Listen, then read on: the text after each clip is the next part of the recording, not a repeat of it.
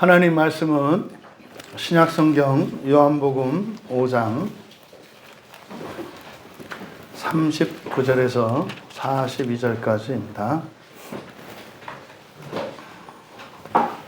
요한복음 5장 39절에서 42절까지 신약성경 151쪽입니다. 찾으신 분들은 함께 읽겠습니다. 너희가 성경에서 영생을 얻는 줄 생각하고 성경을 연구하거니와 이 성경이 곧 내게 대하여 증언하는 것이니라. 그러나 너희가 영생을 얻기 위하여 내게 오기를 원하지 아니하는도다. 나는 사람에게서 영광을 취하지 아니하노라.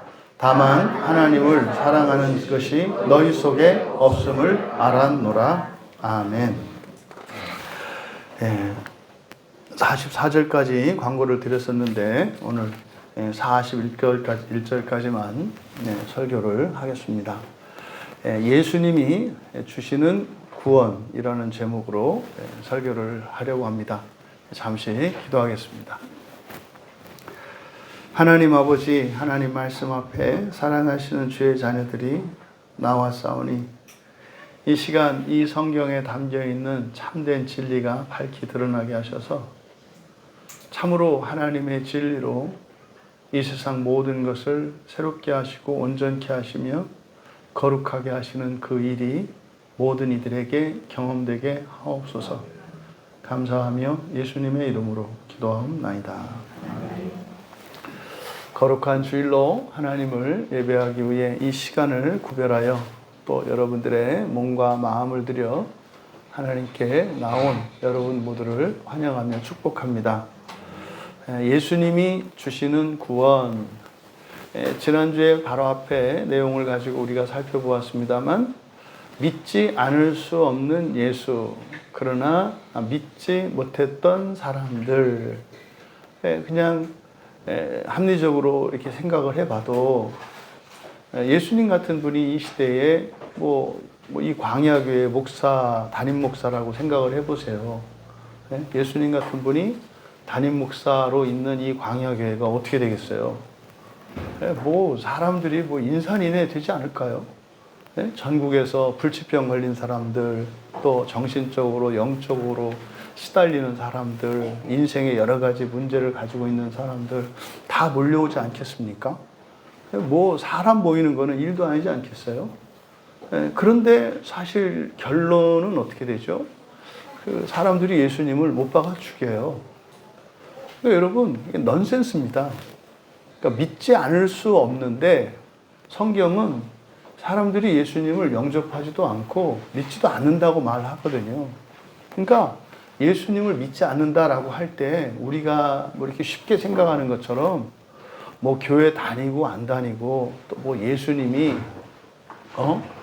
진짜냐 가짜냐 능력이 있느냐 없느냐 이런 얘기가 아니잖아요. 핵심은 그러니까 예수님이 하시는 모든 일들이나 그 지혜나 이런 것들을 보면 믿지 않을 수가 없어요. 그런데 믿을 수 없었던 것, 그것은 무엇이었다? 그가 하나님의 아들이라는 것이었다. 하나님의 아들이라는 그 말씀을 믿을 수가 없었다는 거예요. 그러니까 그것만 빼고 나머지는 믿지 않을 수 없는 것들이에요. 근데 그 단 한 가지, 예수님이 하나님의 아들이라고 하는 그 말씀만큼은 절대로 받아들일 수 없었다는 거예요. 그런데 예수님 당시에 적지 않은 사람들이 예수님이 하나님의 아들인 것을 믿었다. 심지어 영적 존재들, 천사들이나 귀신들은 너무나 분명히 확실히 알고 있었다. 그리고 예수님 행하시는 일들과 예수님의 말씀들을 통해서 하나님의 아들인 것을 믿는 사람들이 있었다. 그런데 그것을 방해하는 사람들, 그 주동자들은 종교 지도자들이었다. 잊지 마셔야 돼요, 여러분. 이거는 우리 신앙의 문제뿐만 아니라 여러분의 인생과 심지어 그 국가의 역사에도 이것은 적용되는 원리입니다. 훌륭한 지도자들이 시대를 이끌고 나라와 민족을 구원합니다. 그런데 악마적인 지도자들이 시대와 민족을 망가뜨립니다. 아시죠? 여러분, 근현대사, 세계의 근현대사를 보더라도 정말로 부강한 나라, 부유한 나라였던 그런 나라들이 지금은 빚에 허덕이는 그런 나라로 된 대표적인 것이 라틴 아메리카 지역에 있는 나라들, 그리고 동남아시아에 있는 나라들입니다. 근데 그 나라들이 이렇게 끝도 없이 추락하게 된 그 근본적인 원인은 지도자들이에요. 지도자들에 의해서 민족과 시대가 이렇게 정말로 하늘로 날아오르고 이렇게 비상할 수도 있지만은 곤두박질 칠 수도 있는 겁니다. 그래서 여러분들이 지도자를 세우는 일에 굉장히 주의를 기울이셔야 해요. 그러니까 여러분, 예수님이 사람들에게 나타났을 때 그들은 예수님을 자기의 지도자 삼기를 원했어요. 왜요? 그들이 가지지 못한 모든 것을 다 가지고 계셨거든요. 그런데 그 예수님을 못 박아 죽여요. 못 박아 죽여요. 그 이유가 뭐라고요? 예수님이 하나님의 아들이라고 한 이 말씀 때문에. 근데 이 말씀이 예수님이 처음 하신 말씀이 아니라 이미 구약 성경으로부터 계속 예언되었던 말씀인데, 그들이 항상 구약의 이스라엘도 그 말씀은 받아들이지 않고 거긴 저항했었단 말이에요. 여러분, 이 시대에도 많은 지도자들이 우리 종교, 우리 기독교에 있어서 많은 지도자들이 한국 기독교 신자들의 신앙을 주도합니다. 지금 같은 경우에는 특별히 지금 온라인 매체가 유튜브라고 하는 이 매체를 통해서 어마무시할 정도로 설교들과 이런 것이 막 쏟아지기 때문에 정말 분간하기가 어려울 정도죠. 근데 여러분, 절대로 사람들이 많이 모이는 그것을 어떤 권위의 정당성의 근거로 삼으시면 굉장히 위험합니다. 이 다수결이라고 하는 이 괴물이 세상을 얼마나 망가뜨리는지 몰라요. 많은 사람들이 믿고 따르면 그것이 참일까요? 참은 아닌데 심리적으로 안정감을 얻습니다. 심리적으로. 예수님은 분명히 경고하지 않으셨어요? 하나님 나라에 이르는 그 길은 많은 사람들이 가는 길이 아니라 소수의 사람들이 가는 곳이라고 그랬어요. 그 천국으로 들어가는 그 문은 넓지 않다 그랬어요. 좁다 그랬어요. 이것은 자격 조건이 엄격하다는 의미가 아니에요. 이걸 잘못 적용해서 아무나 가는 게 아니다. 특별한 사람만 가는 것이다. 라고 하는 이런 특권의식. 이거는 유대인들이 가지고 있었던 선민의식이거든요. 이 선민의식에서 아직도 벗어나고 있지 않은 사람들이 너무나 많아요. 너무나. 그러니까 이거는 정통인의 이단인의 뭔에 따질 필요가 없어요. 선민의식을 갖고 있으면 무조건 잘못된 거예요. 아니, 하나님 앞에서 뭐 좀 나을 게 있을까요? 이렇게 얘기하면 다 없다고 한단 말이에요. 그리고 나서 구원에 대한 얘기를 하면은 우리만 간다고 얘기한단 말이에요. 그럼 니네는 뭐냐 이 말이에요.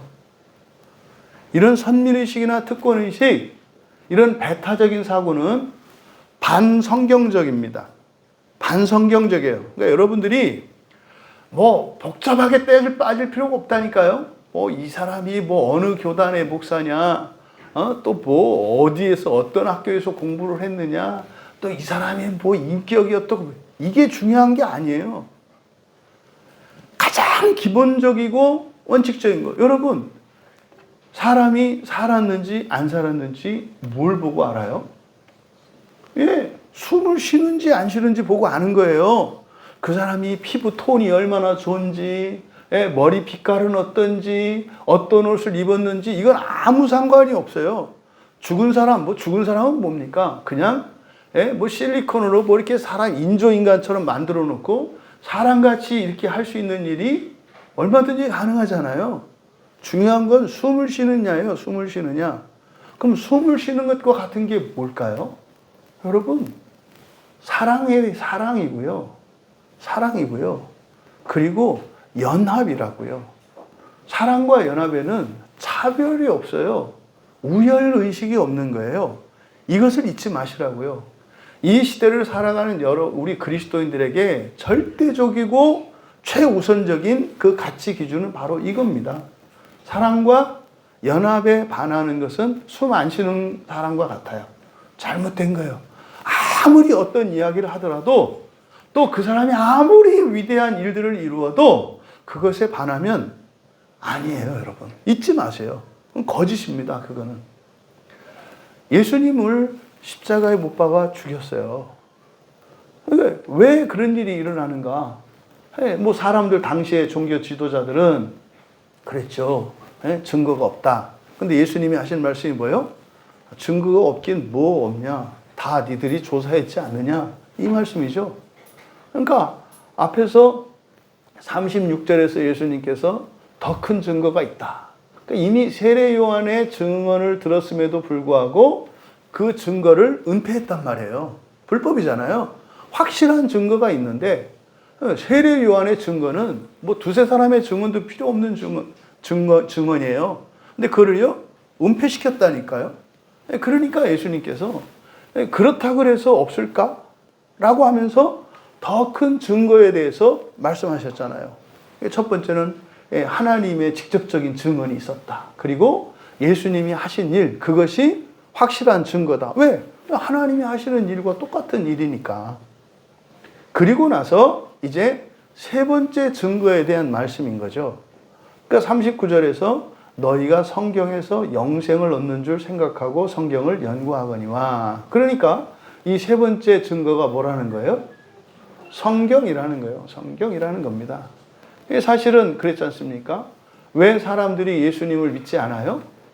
첫 번째 원인은 영적인 원인이 있다. 영적인 원인이 있다. 그리고 두 번째로 우리들 자신에게 어떤 원인이 있는데 그게 뭐냐? 원하지 않는다. 바라지 않는다. 그 이유가 뭐다? 구원이 뭔지 모르기 때문에. 오늘 이 자리에서 여러분을 저는 이제 그런 마음으로 설교를 합니다. 마치 전도 집회를 하는 것처럼 여러분들은 지금까지 한 번도 예수를 믿지 않은 사람들이고 오늘 처음 교회라는 데를 나와서 복음을 듣는 것처럼 여러분들이 오늘은 예배에 임하기를 원해요. 왜냐하면 설교 제목이 뭐예요? 예수님이 주시는 구원이기 때문에. 여러분, 이 첫 단추가 잘못 깨어졌기 때문에 그렇게 교회 안에 별의별 일들이 다 일어나는 거예요. 네? 첫 단추가 잘못 깨어졌기 때문에. 여러분, 식당이라고 생각을 해보세요. 식당이라고. 응? 여기가 한정식 집이에요. 네? 광야 식당이 한정식 집이라고요. 근데 여기 와서 짜장면 달라고 그러면 어떻게 해요? 네? 여기는 왜 짜장면? 또 밥을 안 먹느냐? 또 먹어. 그 배 터지게 먹고 돌아갈 때는 항상 뭐라고 하는 거예요? 짜장면 못 먹었다고 투덜대면서 나가는 거예요. 어? 아니 여기가 한식당이라니까 한식당? 그랬더니 또 이 날도 춥고 이래가지고 뜨끈한 국물에서 뭐 감자탕이 먹고 싶다나 배 터지게 먹고 이쑤시고 뭐 잘 먹었다 하고 나가면서 또 뭐라는 거예요? 감자탕도 없다고 이러는 거예요. 그러니까 한식당이라니까요. 우리 준민이는 뭐 먹으러 왔나? 준민이 오늘 교회 오면서 어떤 기대나 어떤 바람이 있었어? 지금 생각하면 돼. 아까 생각한 것도 기억 안 나거든? 오늘 예배를 드리면서 준민이에게 어떤 바람이 있어? 하나님이 너한테 뭘 해주시기를 바래? 너무 많다 이거지? 그래서 말로 다 할 수 없다. 여러분들은 기대가 있으신가요? 여러분, 예배를 드릴 때요, 여러분들이 들고 나와야 되는 게 있어요. 기대예요, 기대.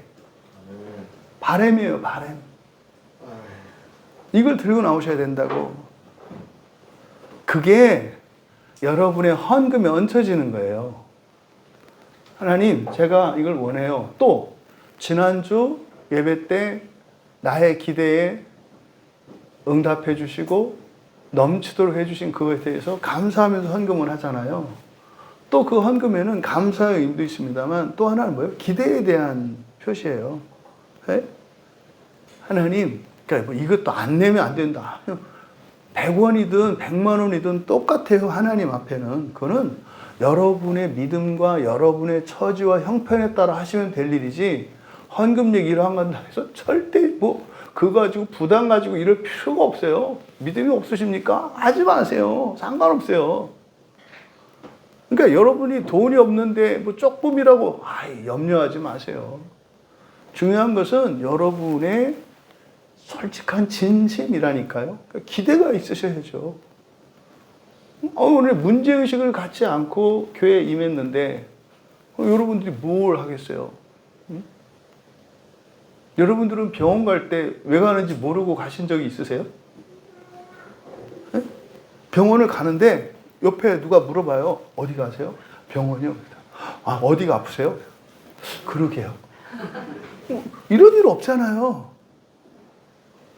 여러분, 병원은 사람의 몸에 있는 병을 고치는 곳입니다만 교회는 여러분의 모든 것을 고치는 곳이에요. 고치다 뿐입니까?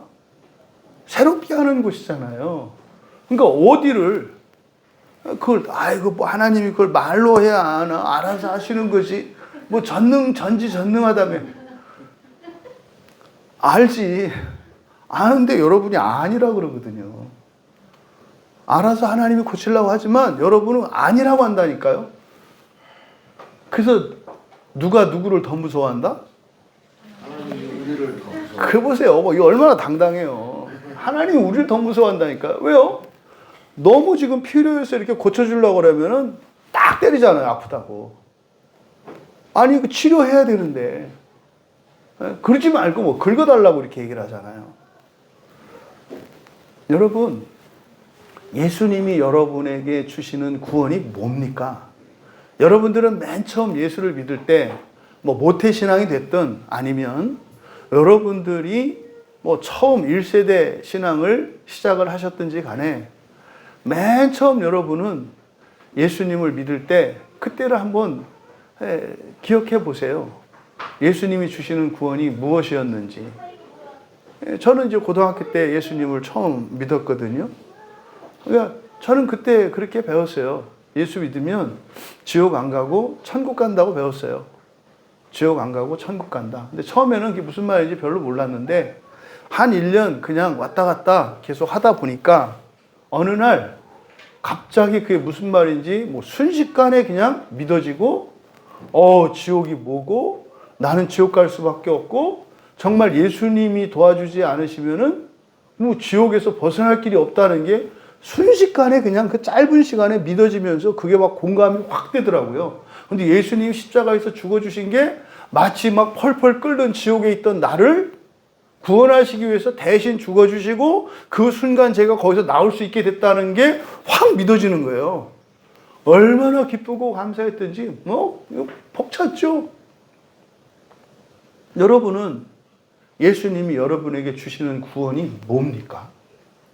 특히 모태신앙인 자녀들은 부모님들로부터 또 그런 자녀를 둔 부모님들은 여러분 자녀에게 신앙을 전수하실 때 어떻게 전수하셨습니까?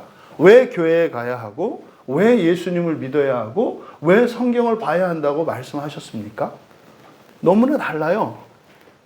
너무나 달라요. 왜 제가 식당 얘기했는지 좀 감이 오시죠? 그러니까요. 너무나 많은 사람들이 예수님이 주시는 구원이 무엇인지조차 모르고 있어요.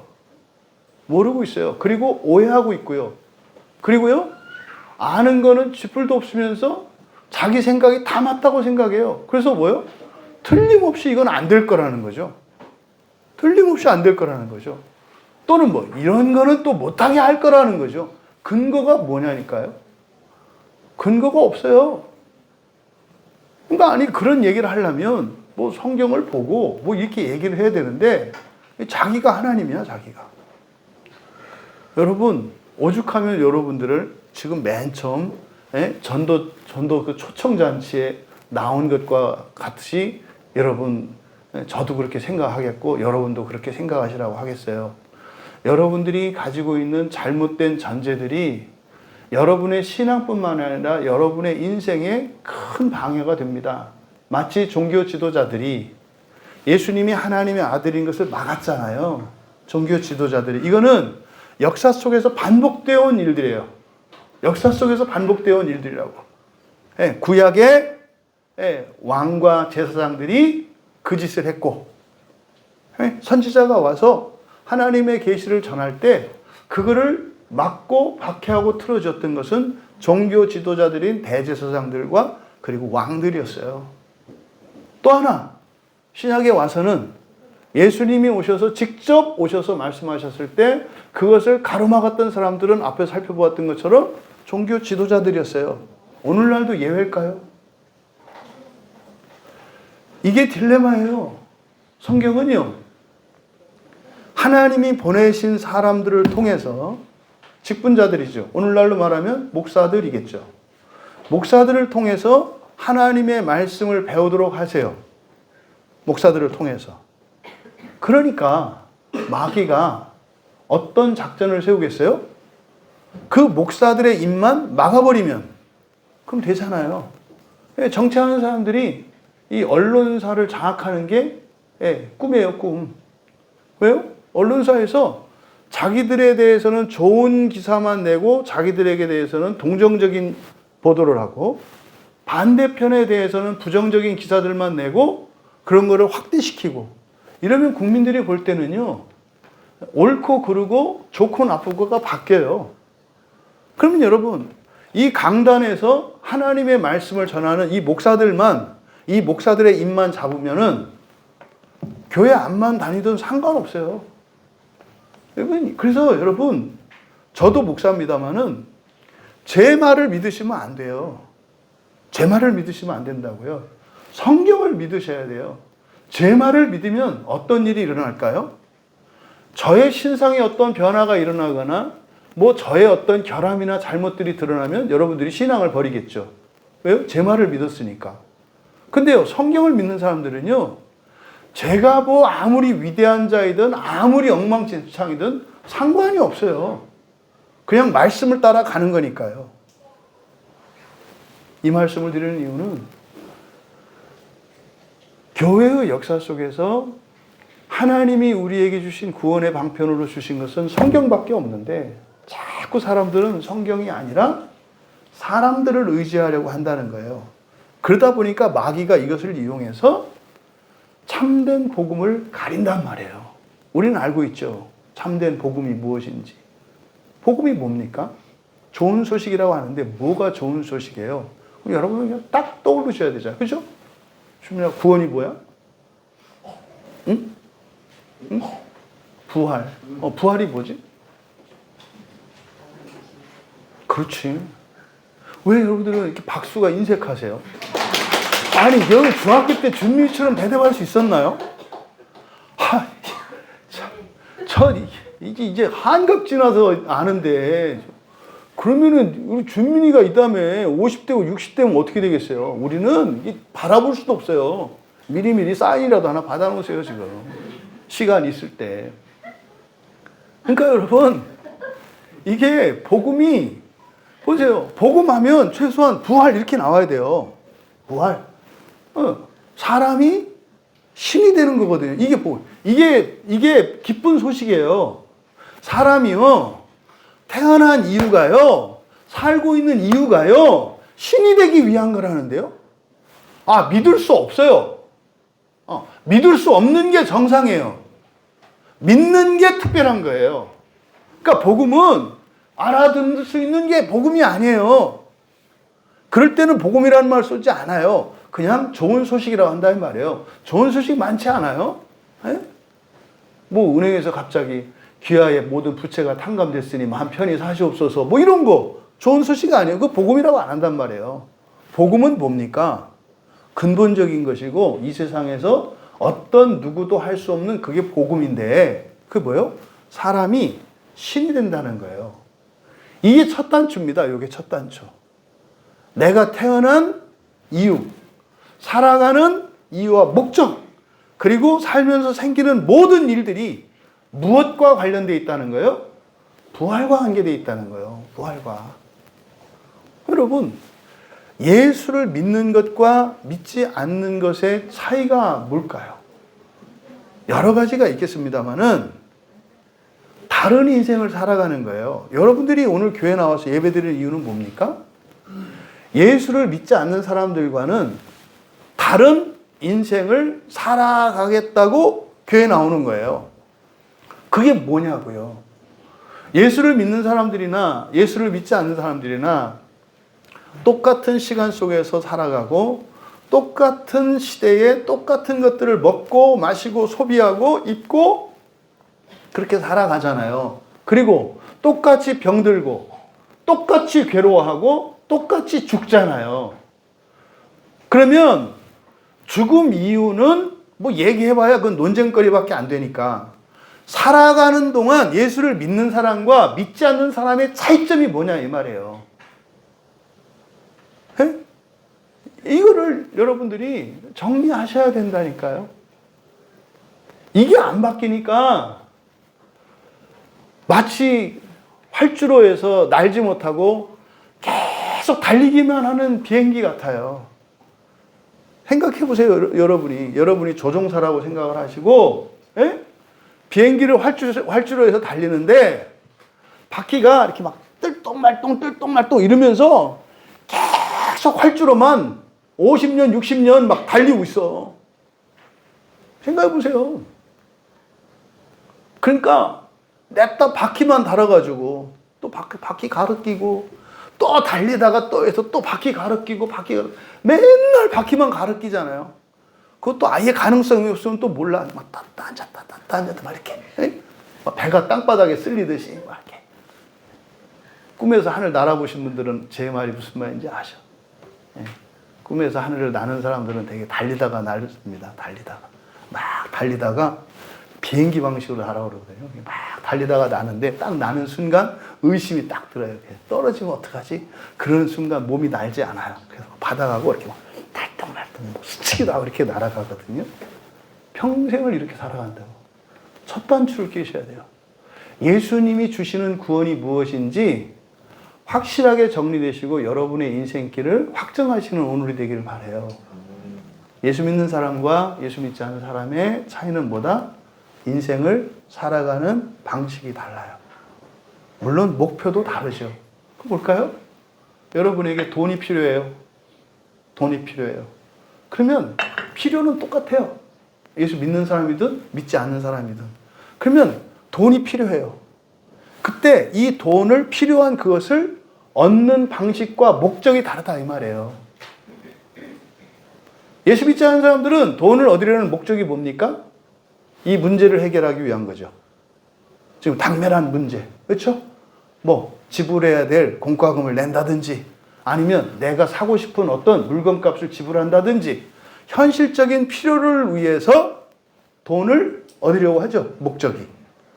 그리스도인은 그게 아니에요. 그리스도인은 그 현실적인 필요를 잠깐 내려놓는 거예요. 그것을 가지고 뭘 하는 거예요? 나를 변화시키는 거예요. 그래서 하나님께 의지하는 겁니다. 그러니까 어떤 필요가 생겼을 때 필요를 충족시키기 위해서 살아가는 것이 세상 사람이라면 예수를 믿는 그리스도인은 그 필요를 잠시 내려놓고 그것을 가지고 이렇게 필요한, 부족한, 돈이 없는, 능력이 없는 나의 존재를 하나님께서 바꿔주시도록 온전한 존재로 만들어주시도록 하나님께 구하는 거예요. 그러니까 이 문제는 잠깐 내려놓고. 이게 회개입니다, 회개.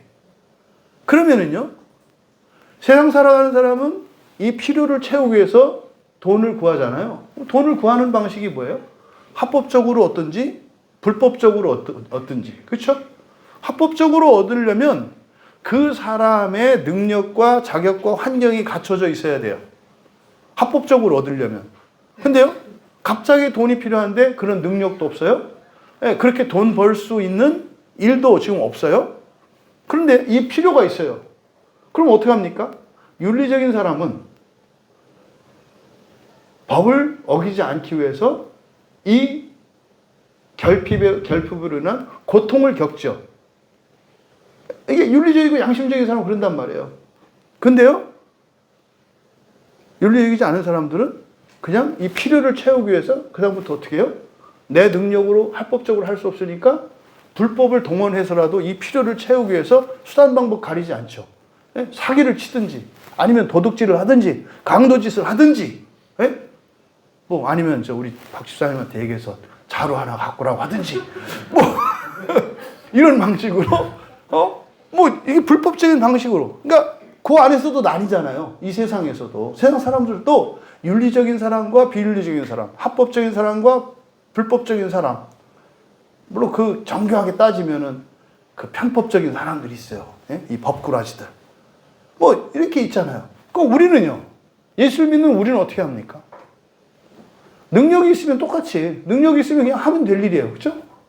자기 능력으로 할 수 있고 뭐 누구에게 잠시 빌릴 수 있고 그럼 뭐 할 일입니다. 근데요, 지혜로운 사람들은 그걸 누구한테 빌리고 도움받고 이렇게 하기보다는 그 문제를 영적인 문제로 치환시켜요. 그래서 그 문제를 들고 하나님 앞에 갑니다. 하나님, 제가 일이 딱 터지니까 능력이 없네요. 인정을 해야죠. 돈이 없잖아요, 지금. 능력이 없네요. 그러면 능력이 없다는 건 뭐? 이게 죄라니까요, 죄. 이게 죄고 허물이에요. 완전성에서 모자라는 것, 이게 죄와 허물이라니까요. 그것을 들고 나는 죄가 있는 사람이구나. 다시 말해서 완전한 사람이 아니구나. 그걸 깨닫는 게 영적으로 문제를 치환시키는 거예요. 그러면요, 당장 이 돈이 필요한 이 상황에서 하나님 앞에 가요. 처음에 기도하죠. 하나님, 제가 이런 일이 생겼는데 지금 돈이 급해요. 오늘 4시까지 마감하지 않으면 큰일 나요. 기도를 해요. 그리고 나서 그거는 그거 돈이 필요해요. 돈이 필요해요. 돈이 필요해요. 아이, 뭐지? 하나님 최면 걸려고 그러나? 주시옵소서, 주시옵소서, 주시옵소서. 그냥 얘기하면 되잖아. 제가 오늘 4시까지 5천만 원 입금해야 돼요, 하나님. 됐잖아요, 그거는. 그 다음에 뭘 가지고 기도하는 거예요? 나의 불완전성, 나를 온전케 하기를 위해서, 그래서 나의 죄와 허물에 대해서 기도하는 거예요. 그러면요, 이 사람들은, 예수 믿지 않는 사람들은 합법적인 능력이든 아니면 불법적인 것이든 해서 돈만 얻으면 되는 거잖아요. 그렇죠? 목적이. 근데 우리는 목적이 뭐예요? 돈이 아니라 다시는 이런 상황에 처하지 않을 수 있는 나로 변화시키는 게 중요한 거예요. 우리는. 나의 본성을 바꾸는 게 핵심이라고요. 그래서 그렇다고 뭐 대단한 거 아니에요. 회개하지 않았던 죄를 회개하고 깨닫지 못했던 허물을 깨닫고 그걸 고치는 걸 말해요. 그러면 어떤 일이 일어나요? 반드시 표적이 일어나요. 어떤 식으로든지 그게 하나님이 도우시는 일들이 일어나요. 응?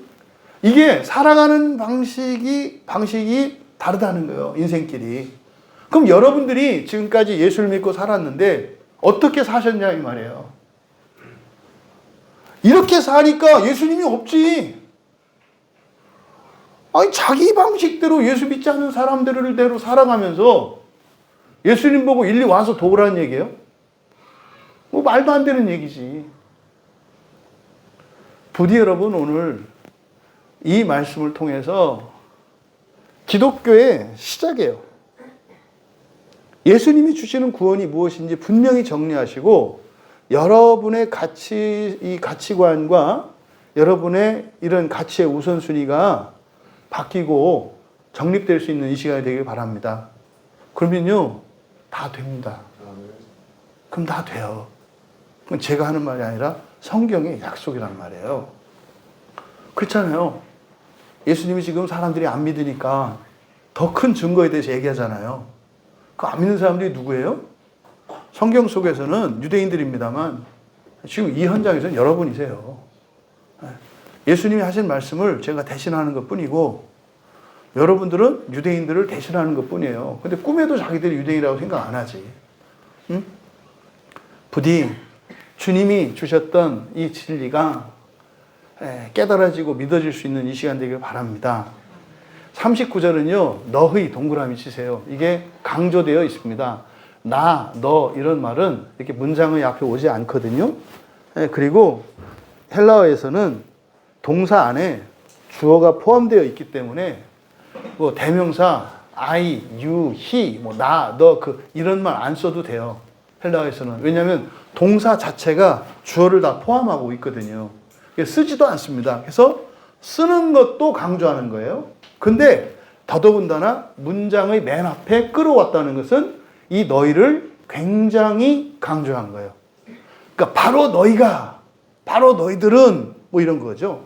바로 너희들은 성경이라고 되어 있는데 이렇게 하면 조금 오해될 수가 있어요. 성경책들입니다. 이때는 사실은 성경이 없어요. 우리가 얘기하는 성경은 아직 없어요. 그냥 두루마리 형태로 모세 오경을 기준으로 해서 두루마리 형태로 이런 책들이 있단 말이에요. 그래서 그냥 이걸 통틀어서 우리가 성경이라고 합니다만 그냥 그 책들이죠, 사실은. 근데 우리식으로 하면 책들입니다. 성경책들. 너희들은 성경책들을 연구한다. 히터 조금 줄여주세요. 성경책들을 연구한다. 그런데 우리말 성경은 그냥 성경에서 영생을 얻는 줄 알고 생각하고 성경을 연구하거니와 이렇게 되어 있습니다만은 딱 끊어서 우리가 이해할 필요가 있어요. 너희들은 바로 너희들은 성경책들을 연구한다. 그리고 지금 우리말 성경에 성경에서 영생을 할 때 영생을 얻는 줄 생각하고 여기 괄호 치시고 왜냐하면이라고 쓰세요. 성경에서까지 해야 되겠네요. 성경에서 영생을 얻는 줄 생각하고 여기를 맨 앞에다가 왜냐하면이라는 말을 쓰세요. 접속사를. 왜냐하면. 그러니까 성경을 연구한다. 그러니까 바로 너희가 성경을 연구한다. 왜냐하면 성경에서 영생을 얻는 줄 생각하기 때문이다. 근데 여기를 그대로 직역을 하면 이렇게 되는 거예요. 너희들은 성경책들을 연구한다. 왜냐하면 성경에서라고 번역되어 있는데 에서가 아니라 여기는 그냥 도구로 이해하는 게 맞습니다. 그것들로, 성경책들로예요. 그것들로 영원한 생명을 얻을 수 있다고 생각하기 때문이다. 놀라운 말씀이에요. 그러니까 구약의 이스라엘 백성들, 유대인들이 영생, 여기서 영생이라고 번역했습니다만 영원한 생명이죠. 이 영생을 알고 있었다, 모르고 있었다? 알고 있었다. 그 다음에 그 사람들은 영생을 목표로 살았다, 안 살았다? 살았다. 근데 그 영생을 무엇으로 영생을 얻으려고 했다? 성경책들로. 여러분, 지금 예수님이 하시는 이 말씀은 굉장히 놀라운 말씀들이에요. 그래서 너희들을 이렇게 강조하신 이유가 뭘까? 바로 이제 오늘날 우리들을 보니까 이게 좀 이해가 돼요. 성경책을 연구하는 너희들이잖아요. 그렇죠? 너희들은 성경책들을 연구한다. 그러니까 너희들은 어떤 너희들이에요? 성경책들을 연구하는 너희지요. 이게 지금 유대인들이에요. 그럼 물어봅시다. 성경책들을 연구하는 그 사람들이 하나님의 백성이요, 하나님의 자녀이며 구원받은 자들일까요? 아닐까요? 당연히 구원받은 자들이니까 성경을 연구하죠. 여러분, 가장 기본적인 구원의 순서를 여러분들이 아셔야 돼요. 출애굽에 있죠? 애굽이 있잖아요, 애굽. 애굽에 있는 상태는 노예된 상태예요. 그죠? 노예된 상태입니다. 그 다음에 애굽에서 나올 때 건너는 게 어디예요? 홍해를 건너죠. 홍해를 건너는 사건, 이걸 구원이라 그래요. 이 구원의 표, 홍해를 지나온 이거를 침례하는 겁니다. 물속에 들어가는 사건이 구약의 이스라엘이 애굽에서 광야로 나올 때 바다를 지난단 말이에요. 그 바다를 지나간 사건, 그것을 기념하는 게 세례, 침례예요. 침례. 우리가 세례라고 하니까 이 개념이 잘 안 오는데 그게 침례예요. 그러면 애굽에 있을 때는 노예 상태였죠. 그럼 홍해를 건너오면 일어나는 일이 뭐예요? 신분의 변화예요. 어떤 변화? 노예에서 자유를 가지고 있는 자유인으로 바뀌어요. 이걸 구원이라고 한다고요. 그러면요, 홍해를 건너왔어요. 자유로웠어요. 그러니까 세례를 받으면 자유롭게 돼요. 자유롭게 된다고.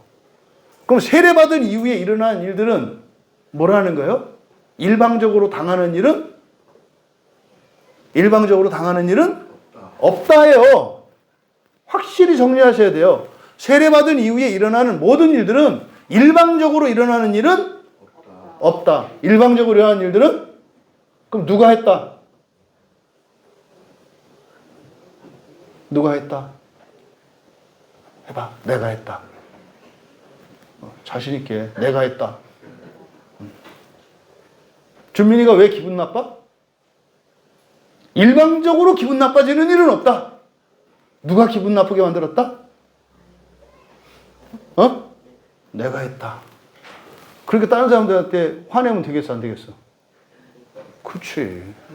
그렇다고 자기한테 화내면 되겠어, 안 되겠어? 그럼 어떻게 해야 돼? 기도해야지. 기도하는 거야. 화내는 거는 생명을 해치는 거거든. 근데 기도해야 되는 거야. 화가 나. 그럼 어떻게 되는 거야? 이거는 나는 세례받은 거룩한 하나님의 자녀니까 일방적으로 되는 건 없고 내가 하는 거라 그랬지. 그러니까 거짓 감정이잖아. 그치? 그러니까 어떻게 돼? 기도해야지. 주님, 제가 거짓 감정에 속아서 지금 화가 나요. 하나님, 제 거짓 감정을 걷어주세요. 이렇게. 그랬을 때 주민이 마음이 샤방샤방해지는 거야. 와, 진짜네? 이렇게 경험되는 거야. 기억하셔야 돼요. 광야로 나오면 자유를 얻어요. 그 뒤에 일어난 일이 뭐예요? 언약을 맺죠. 언약을 맺어요. 그 다음에 뭘 주세요? 말씀, 율법을 주세요. 그럼 율법을 가졌다는 것은, 성경을 본다는 것은 뭐한 사람이라는 증거예요? 구원받은 사람이라는 증거예요. 성경을 본다는 거는. 그 다음에 율법을 받고 맨 마지막에 주어지는 게 성막을 건설하는 거예요. 교회를 세우는 거라고요. 그럼 여러분 보세요. 여기서 너희는 성경을 연구하는 사람들이야. 그러니까 왜 너희를 강조하는지 아시겠어요? 오늘날 우리들에게는 확 알겠는 거예요. 여기 이 요한복음 5장의 이 부분에 대한 주석, 칼빈의 주석을 보면은 칼빈이나 루터나 종교개혁자들이잖아요. 이 사람들의 큰 실수가 있어요. 큰 잘못. 뭐냐면 유대인에 대한 적개심을 갖고 있어요. 유대인에 대한 적개심. 그리고 루터와 칼빈의 차이는, 칼빈은 교황에 대한 적개심도 커요. 칼빈은. 근데 루터는 교황에 대한 적개심은 그렇게 칼빈만큼 많지는 않아요. 그러니까 로마 캐톨릭에 대한 반감이 좀 덜하다고요. 그렇든 어쨌든 칼빈이나 루터나 공통적인 것은 유대인을 바퀴벌레 취급해요. 그러니까 유대인을 죽인 게 독일 사람들이 아니라 누가 죽인 거예요? 유대인을, 여러분들은 유대인을 학살한 게 누구라고 알고 계시죠? 독일 사람이라고 알고 계시잖아요. 독일은 아무것도 아니에요. 2000년 교회 역사 속에서 유대인을 학살하고 박해하지 않은 적이 없어요. 그는 독일만 그런 게 아니에요. 독일이 그랬다고 하시면 안 돼요. 누가 그런 거예요? 자수하세요. 누가 그런 거예요? 뭘 또 내가야. 그렇게까지 가지 말고. 기독교인이에요.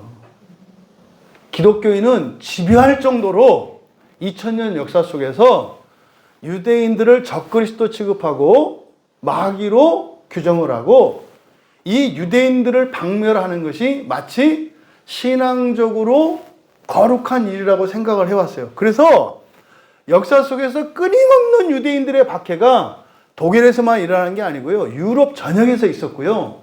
틈만 나면, 심지어는 개신교와 캐톨릭 구교 사이에 전쟁이 일어날 때도 항상 거기에 깍두기처럼 포함되는 게, 죽이는 자들의 명단에 포함되는 것은 항상 유대인이에요.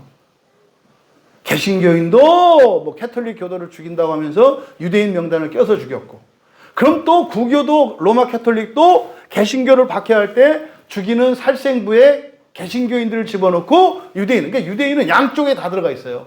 공동의 적이에요. 이때 당시에 유대인들이라고 하는 것은 예수님 눈에는 구원의 대상이에요. 뭐요? 삐뚤어진 자식이다 이 말이에요. 고쳐야 될 자식이다 이 말이에요. 그래서 너희들이 강조가 돼요. 근데 교회 역사를 보면은 잘라내는 역사라고요. 그러니까 우리 인간적인 마음으로는 속 시원하죠. 집에서 누가 속 썩여. 그냥 확 죽여서 묻어버리면 끝날 것 같지 않아요? 예? 족보 싹 지워버리고. 이런 식으로 교회가 되어 왔어요. 이런 말도 안 되는. 뭐라 그랬어요, 여러분? 한쪽 팔이 문둥병에 걸려도 잘라내는 거 아니다. 잘라내는 거 아니다. 고치는 거지 잘라내는 거 아니다.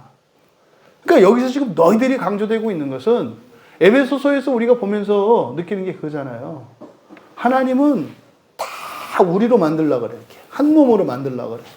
근데 마귀는 어떻게 해요? 너만 이런단 말이에요.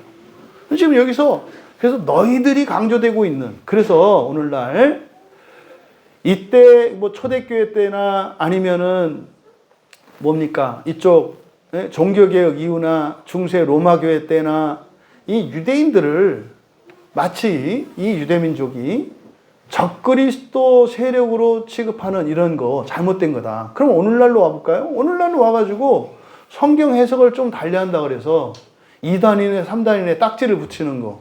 그러면 안 돼요. 그러면 안 된다. 성경에 없는 것 가지고 또 성경을 반대로 얘기하는 지들은 성경을 반대로 가르치고 있으면서 성경을 조금 다르게 해석하는 것을 가지고 잘못됐다고 말하는 게 말이 되냐고요. 이런 거에 여러분 속지 마셔라. 어쨌든 여기서 너희를 강조하는 이유, 이 유대인들조차 예수님에게는 누구다? 구원의 대상이에요. 바로 잡으시려고 하는 대상이라고.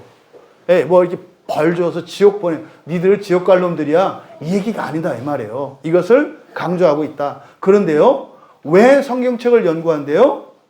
바로 영생을 성경책들로 얻으려고 했다는 거예요. 놀라운 사실이잖아요. 그러니까 여러분, 이미 구약의 성도들도, 구약의 이스라엘도 그들이 추구하는 궁극적인 목표가 있었는데 그게 뭐라는 거예요? 영원한 생명이었다는 거예요. 영원한 생명. 한번 물을게요. 여러분들은 궁극적인 목표가 영원한 생명이시죠? 놀라셨나? 왜? 영원한 생명이잖아요. 이거를 아까 준민이 얘기한 것처럼 부활이라고 한단 말이에요. 그리스도 왜 교회 가세요? 준민도 오늘 교회 왜 왔어? 응? 뭐 하려고? 뭐 하려고? 왜 왔어 오늘? 구원 받으려고. 그때 말하는 구원이 뭐야? 그렇지, 부활이지. 그럼 오늘 교회 와서 예배 드리는 게 너의 부활에 도움이 된다는 얘기잖아. 도움이 된다고. 그래서 목사님 설교 듣는 거 아니야. 그렇지? 학교도 수업 시간이 몇 분이지?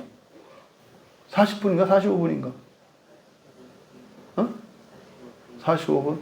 근데 우리 교회는 뭐 45분 두 번도 막 더 할 때 있잖아. 그지? 그렇잖아. 근데도 이거 왜 막 참고 들어야 되는 거야? 뭘 위해서? 부활을 위해서. 아, 그래서 설교 들을 때 힘들고 이런 게 그냥 힘든 게 아니라, 아, 부활하는 거구나. 부활 진통이구나. 이렇게 생각하면 되는 거지. 그치? 그치. 그거지, 그거. 그거 맞거든요. 근데 이게 우리만 그런 게 아니라 어땠다? 구약의 이스라엘 백성도 그랬다는 거 놀라운 말씀이잖아요. 그러니까요, 이 본문을, 주의를 어떻게 하냐면, 예수님이 지적했다고 이 본문을 주의해요, 대부분. 그러니까 뭐요? 영생을 위해서 성경을 봐야 되는데 영생을 보지 않고 엉뚱한 걸 봤다고 주의한단 말이에요. 왜요? 답정너죠. 유대인들은 구원받지 못한 족속들이고 뭔가를 모르는 족속들이기 때문에 성경을 보는데 엉뚱하게 본다고 대부분 주석을 해요, 여기를.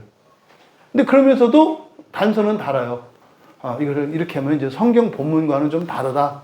하지만 뭐 이렇게 설명을 다 붙인다고요. 그러면 안 된다 그랬죠. 성경 그대로 봐야 돼요. 그래서 왜냐하면 이 접속사를 분명하게 해석하지 않아요. 그러니까 왜냐하면 너희들은 영원한 생명을 얻을 수 있다고 생각하기 때문이다. 여러분 이미 창세기 3장 22절에서 여호와 하나님께서 에덴 동산에서 아담과 하와를 쫓아내신 이유가 뭐예요? 그들이 우리 중 하나와 같이 되었으니 생명나무 열매를 먹고 영생할까노라 그랬잖아요. 그 내쫓은 이유가 영원한 생명 때문이었어요. 왜? 이 상태로는 영원한 생명을 가지면 안 돼. 그래서 잠깐 떼어놓은 거란 말이에요. 왜? 지금 상태로는 안 되니까. 왜? 지금 상태는 죽음을 선택했기 때문에. 죽음을 선택했는데 영생해. 그럼 여러분, 지금처럼 영원히 살면 죽지 않고 지금처럼 지금 이 순간 요 상태로 여러분들이 무한히 살면 좋아요? 안 좋죠. 다 설레설레잖아요. 그러니까 하나님은 철회하라, 영생을 철회하라, 막 이럴 거 아니에요. 어? 그래서요, 떼맞다고요. 왜? 이 상태로는 지복의 상태가 아니니까 영원히 사는 것이 우리에겐 저주 중에 저주예요. 응? 파우스트에서 나오는 최고의 저주가 죽지 않는 거잖아요. 슬프고 외롭고 화나고 답답한데 안 죽어. 네? 불 속에 들어가도 안 죽고 옥상에서 떨어져도 안 죽고 안 죽어. 이게 저주잖아요. 그래서 하나님이 떼어놨어요. 그래서 이미 구약 성경 모세 오경이 그들의 기본인데 이미 영생이 있다는 걸 안다고요.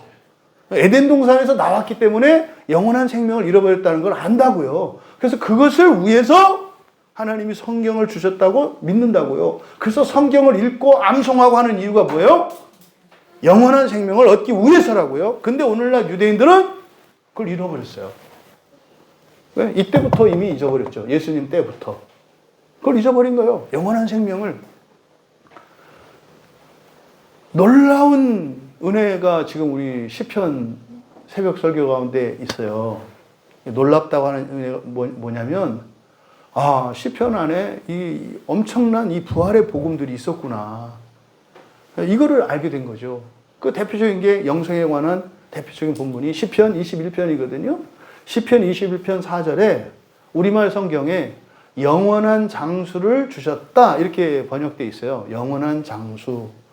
이 영원한이라고 하는 말이 이게 우리말 성경에 있는 지금 영원한이라고 번역된 이것은 무한한 영혼을 말하는 게 아니다. 그렇죠? 여기서 일단 영원한 생명이 뭔지 정리하고 넘어갑시다. 영원한 생명이 뭡니까? 영원한 생명, 그러니까 성경에 기록된 영원한 생명이에요. 우리말 성경으로 기록된 영원한 생명이라고 하는 이 말의 뜻은 이 아이오니우스라고 하는 영원한이라는 말은 우리가 생각하는 무한한 시간이 아니다. 특정한 세대를 말하는 거예요.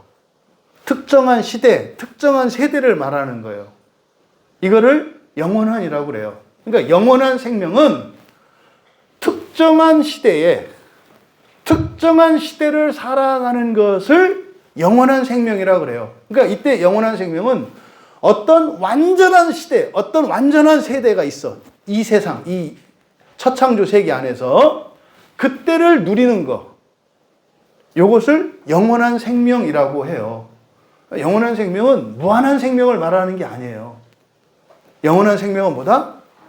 특정한 어떤 시대를 살아가는 데 필요한 생명. 이것을 영원한 생명이다. 그럼 이때 특정한 시대, 특정한 세계, 여기가 어디겠어요? 예, 이게 하나님의 나라예요. 하나님의 나라는 마치 에덴 동산이 회복된 것과 같은 거예요. 에덴 동산이 회복되면 우리는 완전한 능력과 자격을 갖추고 생명을 창조하면서 살아가는 그런 존재가 돼요. 천사들이 우리의 말을 듣는 그런 세상이에요. 하나님의 나라라고 하는 것은. 그러니까 그 시대를 살아가는 것을 영원한 생명이라고 하는 거지.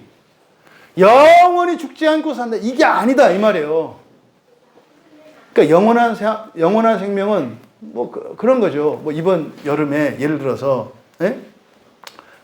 올해 크리스마스 때 우리 온 교인들이 어떤 최고급 호텔을 하나 얻어가지고 1박 2일로 가기로 했어. 그럼 거기에 들어가서 누리는 누리게 된 어떤 자격이랄까?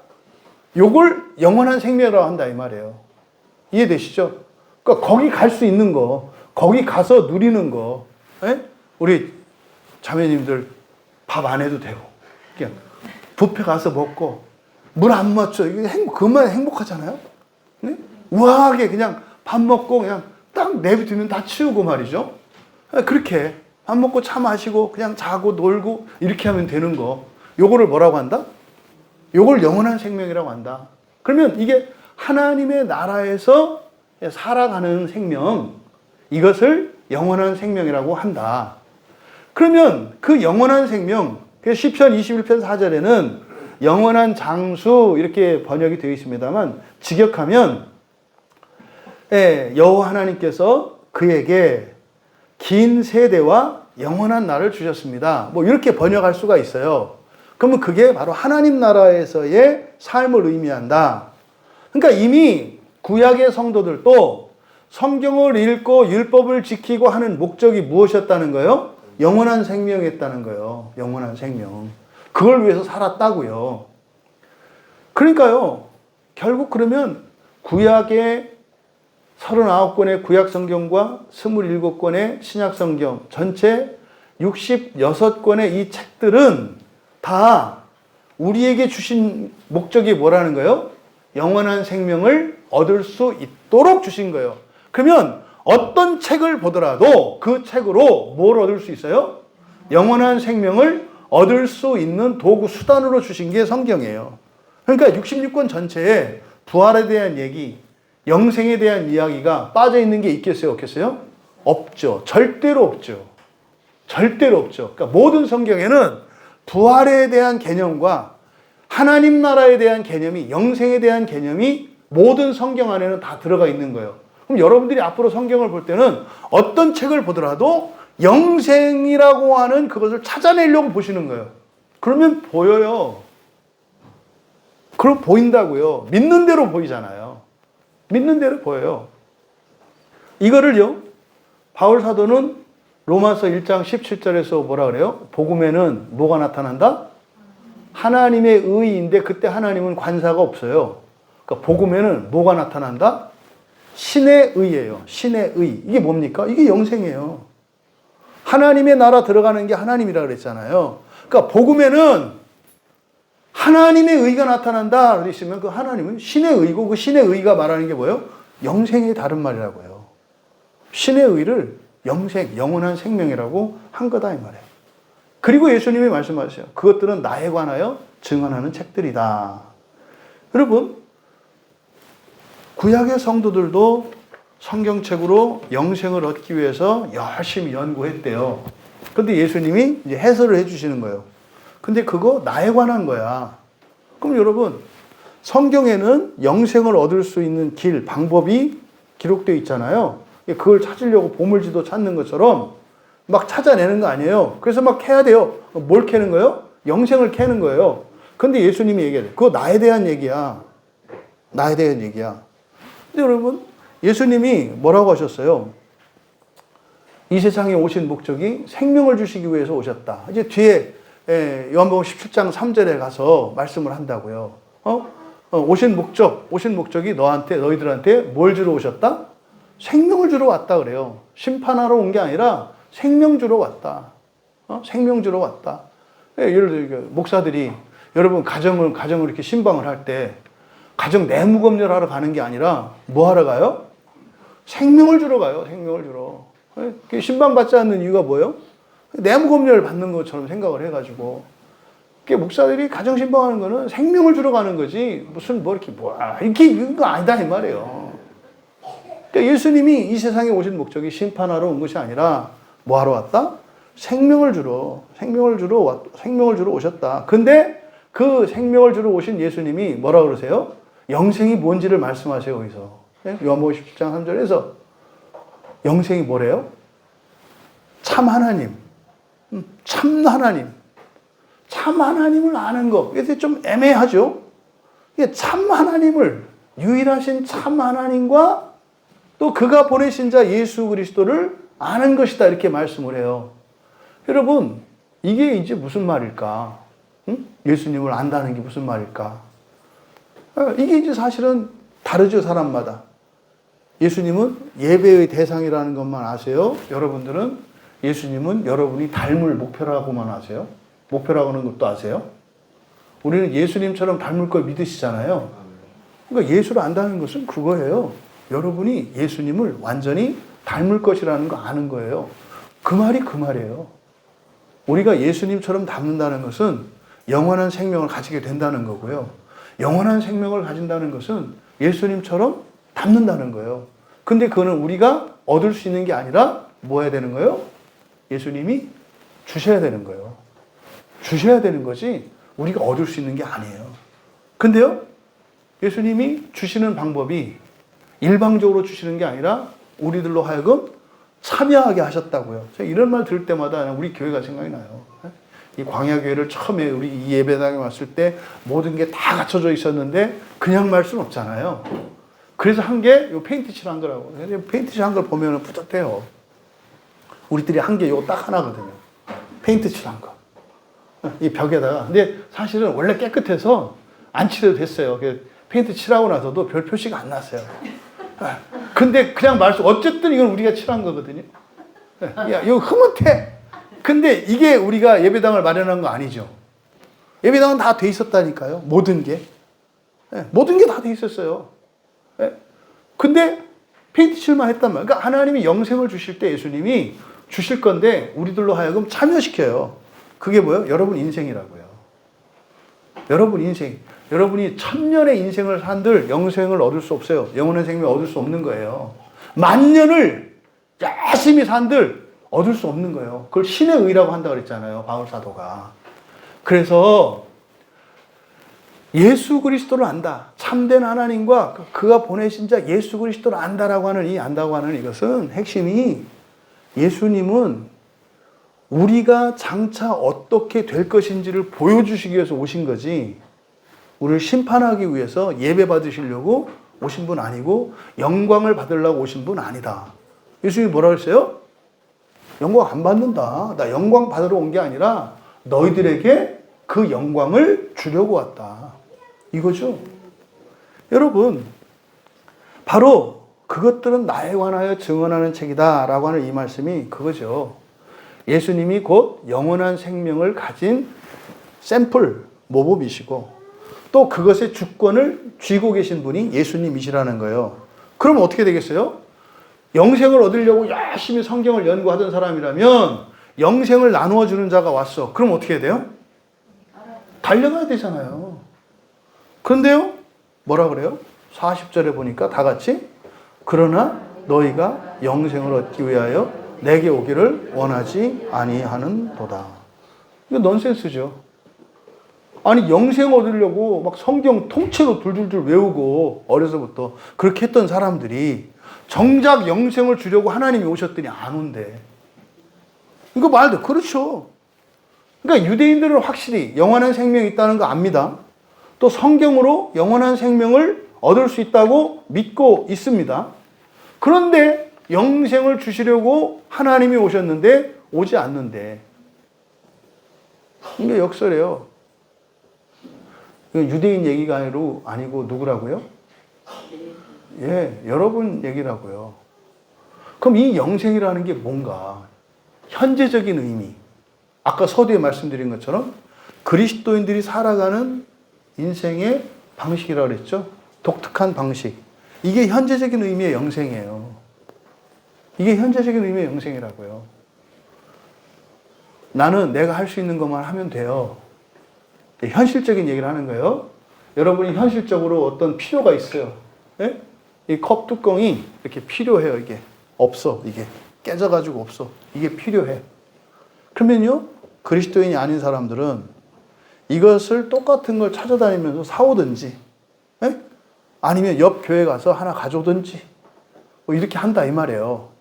근데 그리스도인들은 어떻게 하는 거예요? 이거를 찾아다니는 게 아니라, 이 문제를 가지고 주님 앞에 나와서 기도하는 거예요. 주님, 제가 컵 뚜껑을 잘못해가지고 깨트렸어요. 얘기를 하는 거예요. 그래서 왜 깨트렸나를 생각을 해보는 거예요. 생각해보니까 이게 어제 오늘 일이 아니야. 가끔 틈만 나면 내가 뭘 하다가 떨어뜨리고 깨트려. 그러니까 근본적으로 나한테 문제가 있는 거죠. 근본적으로. 그러니까 이거 사다 놓더라도 다음에 또 깨뜨릴 수가 있는 거잖아요. 그래서 하나님, 제가 이게 컵 뚜껑이 문제가 아니라 이걸 깨뜨리지 않는 사람이 되게 해주세요. 이렇게 기도하는 거예요. 저는 왜 이렇게 승질 만나면 싱크대에서 수세미찜을 할 때 왜 이렇게 힘이 들어가는지 이거를 좀 고쳐주세요. 뭐 이렇게 이제 하는 거예요. 그걸 이제 기도를 하는 거죠. 그렇게 해서 내가 거짓 감정이 뭐가 문제구나 알았잖아요. 회개를 해요. 그러면 신기하게 이게 와 있는다니까요.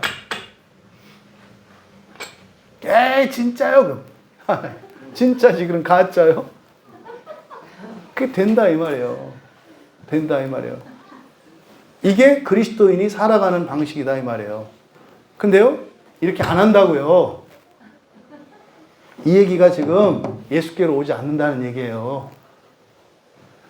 마지막 부활에 대한 얘기하니까 나 갈 건데 이러지.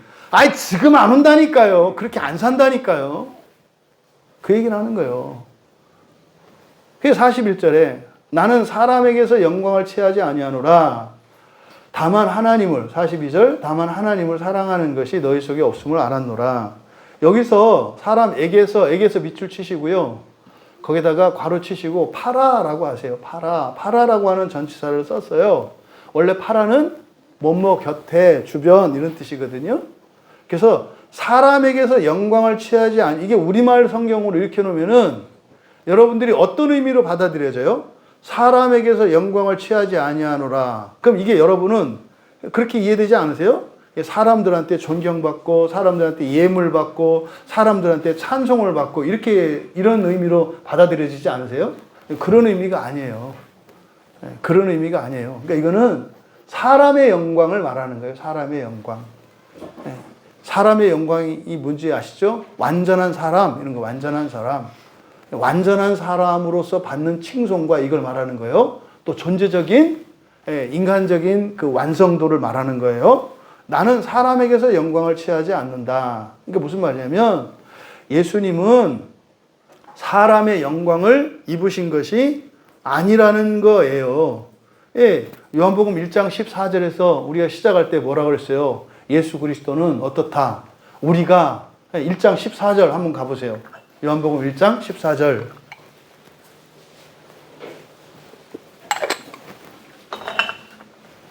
다 같이 요한복음 1장 14절 함께 읽겠습니다.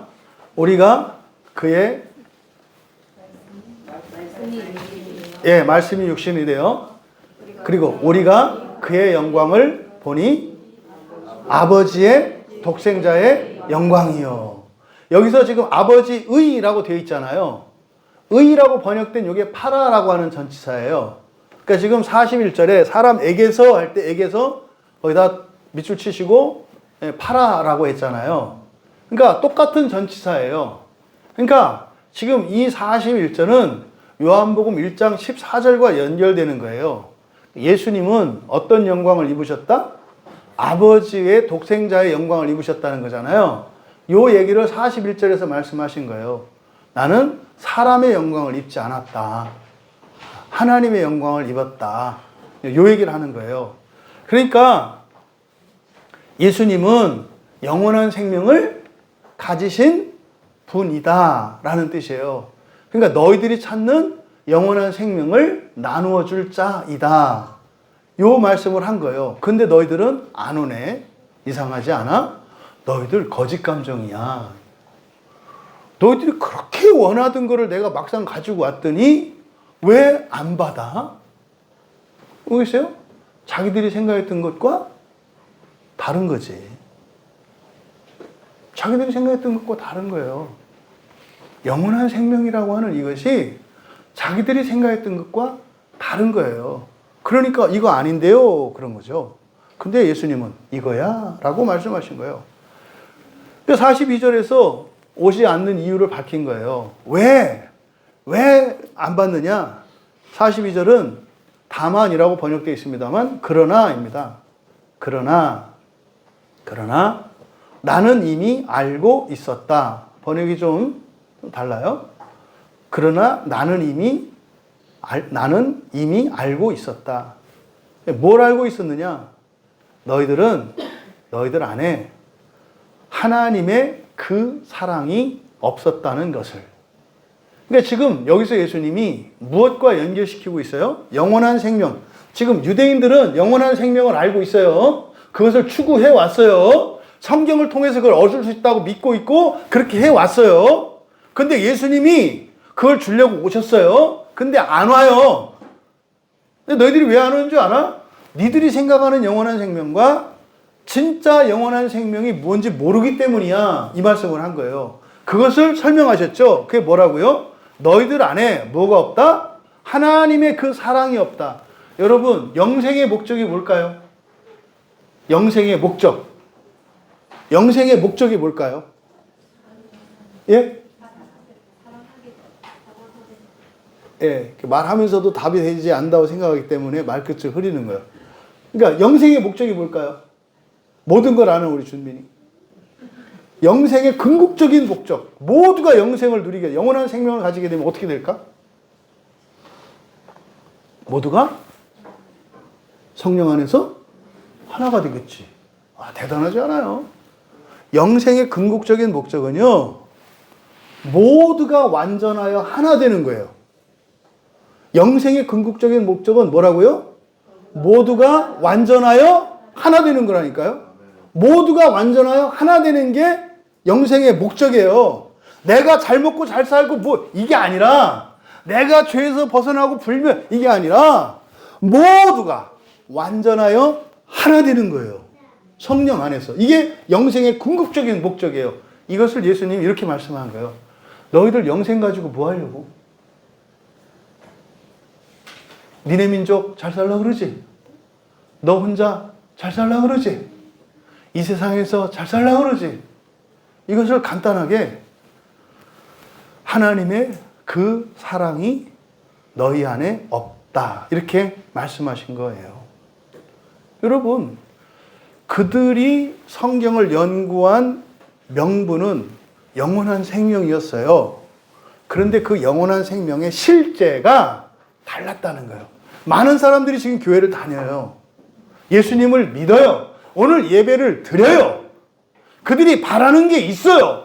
다 구원이라고 해요. 그런데 그것과 하나님이 주시려는 그것과 달라. 거의 모든 사람들은 부스러기를 원해요. 사은품만 주세요 이런다 이 말이에요. 저는 사은품이면 좋아요. 어? 애들은 그러지. 애들은 사은품 때문에 뭐 사기도 하잖아. 그치? 애들은 그럴 수 있어. 애들은 빵 안에 들어가 있는 그 스티커를 먹기 위해서 빵을 사가지고 빵은 갖다 버리고 스티커를 얻는 애들은 그래도 돼. 근데 이거 다 누구한테 배운 거예요? 그냥 어른이라고 하면 안 돼요. 교회 다니는 어른들한테. 교회 다니는 어른들이 다 사은품만 보러 다녀. 그러니까 애들이 그거 보고 스티커를 하나 얻기 위해서 빵을 사서 빵을 버리는. 뭐라고 하니까? 엄마도 그러잖아. 내가 언제? 아이, 엄마가 언제 영생을 위해서 교회 다녔어? 뭐 이게. 야, 그 빵이 영생빵이냐? 뭐 이렇게 이제. 이게 지금 어이없는 현실이에요. 이게 지금 2000년 동안 계속되어 오고 있는 거예요. 여러분들이 영생을 목표로 하는 것도 잊어버리고, 또 그나마 영원한 생명이 뭔지 아는 사람조차도 그게 뭔지를 모르니까, 그러니까 자기가 바라는 것과 실제를 착각하고 있으니까 그걸 주려고 할 때 받아들이지 않는 이런 일들이 일어난다 이 말이에요. 여러분은 예수님의 이 말씀 이미 알고 계셨대요. 완료형을 쓰고 있거든요. 그러니까 뭡니까? 너희들이 엉뚱한 것을 구하고 엉뚱한 짓을 하고 있다는 걸 이미 알고 있었어. 근데 예수님은요, 오셨어요? 안 오셨어요? 오셨잖아요. 그러니까 버렸어요? 안 버렸어요? 안 버리셨잖아요. 그러니까 지금 이 대목은 유대인들을 정죄하는 대목이 아니라 절대로 그것을 원하지 않는 그들에게 영원한 생명을 주시려는 하나님의 사랑을 나타내고 있는 거죠. 그래서 너희들 안에 하나님의 그 사랑이 없다는 것을 나는 이미 알고 있었다. 하지만 너희들 안에 없다 그래서 그 사랑이 없는 것은 아니다. 그래서 내가 너희들에게 영원한 생명을 주려고 온 거다. 이렇게 말씀하시는 겁니다. 여러분, 예수님이 주시는 구원은 영원한 생명이세요. 영원한 생명이라고요. 영원한 생명이 뭐라 그랬어요? 이 요한복음의 기록 목적, 맨 처음 우리가 요한복음 시작할 때 요한복음을 기록한 목적, 이게 요한복음 20장 31절에 나와 있거든요. 요한복음 20장 31절에 기록하는 목적을 예수께서 하나님의 아들 그리스도이심을 믿게 하려 함이요. 뭐라고요? 예수께서 하나님의 아들 그리스도이심을 믿게 하려 함이요. 또 너희로 믿고 그 이름을 힘입어 생명을 얻게 하려 함이라. 제가 뭐 서신서를 설교하거나 할 때 계속 그러잖아요. 예수님은 그리스도이신데요. 사람 그리스도가 아니라 하나님 그리스도이세요. 참 하나님이요, 참 사람이십니다. 이게 요한복음의 기록 목적이라는 거예요. 하나님의 아들 그리스도. 하나님의 아들 그리스도. 그게 뭐가 중요해요? 우리가 닮을 뿐이 인자 예수를 닮는 게 아니라 누구를 닮는 거예요? 하나님의 아들 그리스도를 닮는 거라니까요. 이 세상 살아가는 동안은 인자 예수 그리스도를 닮으면서 살아가요. 이 세상을 살아가는 동안. 그러니까 이 세상을 살아가면서 자기가 신인이 어쩌니 하는 사람들은 그건 신 들린 거예요. 그 귀신 들린 거라고. 이 세상 살아가는 동안은 인자이신 예수 그리스도를 닮는 거고, 우리가 궁극적으로 닮으려고 하는 것은 하나님의 아들이신 그리스도를 닮으려고 하는 거죠. 이 세상 사는 동안은 예수님처럼 살아가는데 그거의 궁극적인 목적은 뭐예요? 부활이에요. 영원한 생명을 위해 살아가는 거예요. 그리고 영원한 생명은 실제로 성경에 따르면 천년의 기간 동안 신나는 인생이 보장되어 있어요. 여러분들이 영원한 생명을 얻으면 진짜 천년 동안 폼나게 사셔요. 진짜 폼나게. 예? 우주에 떠 있는 저 별들 하나를 딱 맡아가지고, 준비는 큰 별 맡을래? 조그만 별 맡을래? 큰 별 맡겠대요. 그래. 그럼 너는 큰 별 맡기 위해서 어떻게 했어? 오늘부터 천체를 연구해서 어떤 별이 가장 큰지를 연구해야 되겠지? 그래야 네가 진짜로 큰 별 받기를 원하는 사람이야. 우주도 보지도 않으면서 큰 별이 얼마나 큰데? 그러니까 이따 오늘 집에 가서 꼭 찾아봐. 그래야 진짜 큰 별을 받지. 받는 거예요. 우주에 있는 별들을 보면서 그 생각을 해요. 여기가 지옥이구나. 아시죠? 하늘에 있는 별들을 보면 어떤 별들은 뭐 태양 같은 게 대표적인 게 불덩어리 아니에요, 그냥. 불타는 가스덩어리 아닙니까? 아, 저기 지옥이구나. 그러니까 어떤 사람은 저기 가나 보다. 응? 태양에 가나 보다. 어떤 사람은 수성 같은 데 가가지고 뭐 그 어마어마한 추위 속에서 막 있고, 또 뭐 어떤 사람은 수성에서 1분, 태양에서 1분, 막 이렇게 왕래. 그럼 막 몸이 터졌다가 얼었다. 충분히 우주에 있는 별을 보니까요. 아, 지옥 설명이 가능해요. 아, 이런 거구나. 만약에 혹시 영혼의 상태로 그런 데 가가지고 그 별의 혹독한 그 환경 속에서 부활의 날까지 기다려야 한다면 저한테는 납득이 되는 거예요. 근데 이제 부활하면 어떻게 되는 거예요? 거기서 부활해서 그 별을 정말 아름답고 완전한 생태계를 갖춘 그런 별로 창조하는 날이 오는 거예요. 그게 영원한 생명이에요. 예수님이 주시는 구원은 뭐다? 영원한 생명이다. 영원한 생명은 종말론적이고 막연한 것이 아니라 현재의 삶 속에서도 능력으로, 유효함으로 나타난다. 여러분들이 예수님께서 주시려는 그 영원한 생명을 현재적으로 누릴 수 있는 여러분들 다 되시기를 주님의 이름으로 축복합니다. 이것은 사실은 사후에만 일어난 일이 아니라 현재 여러분의 삶 속에 실제적으로 영향력으로 나타나는 능력인 것을 기억하시기 바랍니다. 예수를 믿었지만 예수를 믿지 않는 사람들과 살았던 삶을 청산하시고 예수를 믿는 사람들만 누릴 수 있는 영생의 이 복된 거룩한 삶을 살아가시는 여러분 되시기를 바랍니다.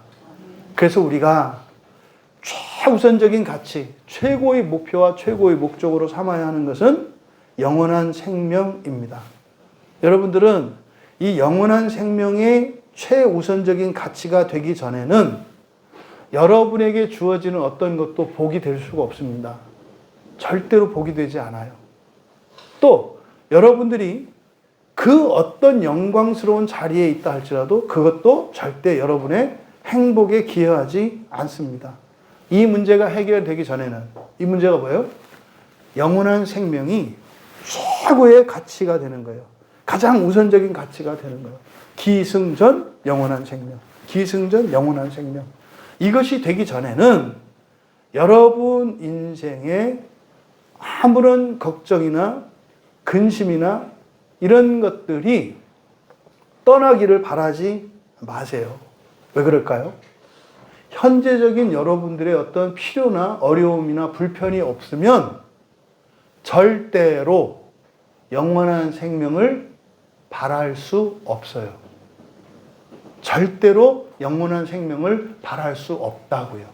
예를 여러분들이 완전한 마음의 평안을 누리면 영원한 생명을 누리지 않는다고요. 석가모니가 영원한 생명을 원했을까요? 안 원했을까요? 네? 그 뭐 나도 몰라요. 근데 영원한 생명을 원했을 거예요. 왜냐하면 벗어날 수 없다는 것을 알았거든요. 그러니까 구체적인 건 모르지만 막연하게 남아 누군가가 그 영원한 생명에 대한 그 깨달음이 있었다면 그것을 하나님이 주신 은혜예요. 여러분들이 이 영원한 생명을 최고 우선하는 가치로 두기 전에는 여러분의 인생의 근본적인 문제들은 해결되지 않는다. 또 그렇게 되면 안 된다. 그래서 오히려 이 문제가 해결되기 전에는 나의 문제들을 하나님께 감사할 수 있는 여러분 되시기 바라요. 끝으로 여러분들이 어떤 고난과 현재 어떤 어려움에 처해 있다면 여러분들이 겪고 있는 그 문제, 그 상황을 잠시 잠깐 이성적으로 판단 중지하고 잠깐 잊고 지금 이 순간 그 고난을 벗어나기 위해서라도 영원한 생명을 얻기 위해 살아가기로 결단하시는 여러분 되기 바랍니다. 여러분들이 영원한 생명을 얻기 위해 인생을 살아가겠노라고 결단하고 성경을 연구하고 설교를 통해서 성경의 그 영생의 진리를 깨닫고자 할 때 반드시 여러분 인생 안에는 그 영원한 생명의 능력이 표적으로 나타납니다. 병이 고쳐질 수도 있고요. 아주 고질적인 경제적인 문제가 해결될 수도 있고요. 가족 간의 어려움의 문제도 해결될 수 있어요. 그것은 우선순위는 뭐 하나님이 아시겠죠. 여러분이 알고. 그럼 여러분들이 그 영원한 생명을 최고의 가치로 두고 살아가겠노라고 결단한다면 무슨 말이에요? 여러분 일상에서 일어나는 모든 일들을 영생의 문제로 치환시켜서 살아가는 거예요. 그래서 하나님의 은혜를 구하고 살아간다면 여러분 인생은 하나님이 책임지세요. 제가 책임지는 게 아니라 하나님이 책임지신다. 그래서 이 삶의 그 멍에를 벗고 정말 예수 그리스도 어깨 위에서 살아가는 참된 자유민의 그런 복을 누리며 살아갈 수 있기를 주님의 이름으로 축원합니다. 찬양 준비해 주시고요. 그래서 여러분들이 누군가에게 전도를 하고 교회에 나오라고 예수 믿으라고 할 때는 여러분들이 전해야 되는 복음의 핵심이 뭐예요? 영원한 생명이에요. 영원한 생명. 예수를 믿으면 예수님이 영원한 생명을 주셔. 그게 뭐야? 그렇게 하나씩 설명해 가는 거예요. 영원한 생명이라고 하는 것은 믿어지지 않는 얘기고 동화 같은 얘기인데 이 다음에 천년에 완전한 존재가 돼서 모두가 함께 연합하여 온 우주를 재창조하는 그런 거야. 그는 절대 이성적으로 이렇게 깨달을 수 없는 그런 것을 믿음의 지식이라고 해. 그럼 그게 실제로 가능해? 가능한지 안 가능한지 어떻게 알아? 가능하다고 하는 표적들이 그걸 믿으면서 살아가면 나타나. 그래서 나도 모르게 그 믿게 된다. 나도 처음엔 안 믿어지고 이랬는데 그 믿어진다. 그래서 그리스도인들을 거룩하다고 하는 거야. 그리스도인이 거룩하다는 것은 더 뛰어나거나 훌륭하다는 게 아니라 살아가는 방식과 목적이 다르다는 뜻이야. 근데 그게 절대로 이 세상의 어떤 사람들보다 뒤지지 않아. 차별이 없어. 이 세상은 능력이 없으면 안 되잖아. 근데 예수 믿고 살아가는 영원한 생명으로 살아가는 사람은 능력이 없어도 능력이 있어야만 할 수 있는 것들을 누리면서 그렇게 살아갈 수가 있어. 어떻게 가능해? 끝도 없으니까. 여러분들이 영원한 생명의 그 복음을 받아들이시고 이렇게 전하셔서 더 많은 이들이 누릴 수 있기를 축복합니다.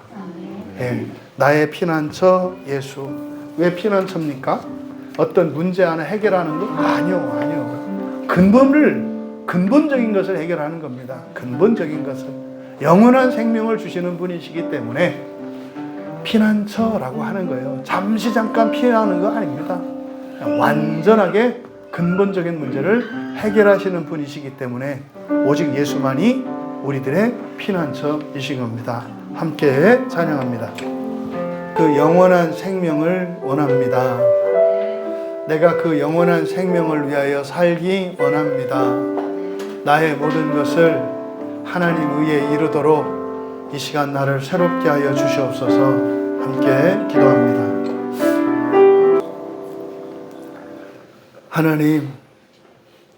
하나님께서 사람으로 이 땅에 오셨던 것은 영원한 생명을 주시기 위한 것임을 믿습니다.